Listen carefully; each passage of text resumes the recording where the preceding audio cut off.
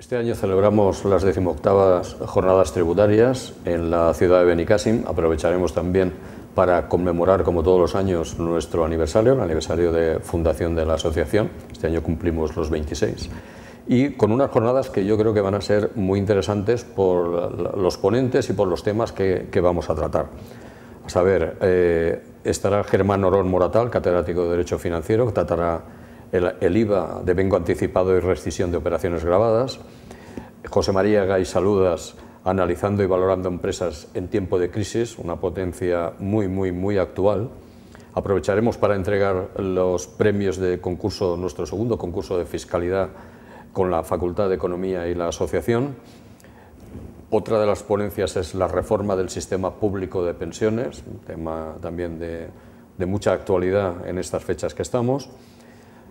Otra ponencia que yo creo que le va a encantar a todo el auditorio, tal vez que no es precisamente porque no es demasiado conocida, la gestión del entusiasmo en la asesoría para lograr la satisfacción de los clientes, la va a impartir Víctor Coopers.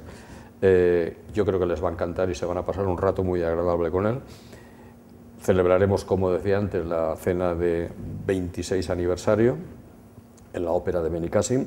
Aprovechamos para nombrar asociado de honor a don Inocente Altozano Ferragut, que es presidente del Tribunal Económico Administrativo Regional de Valencia.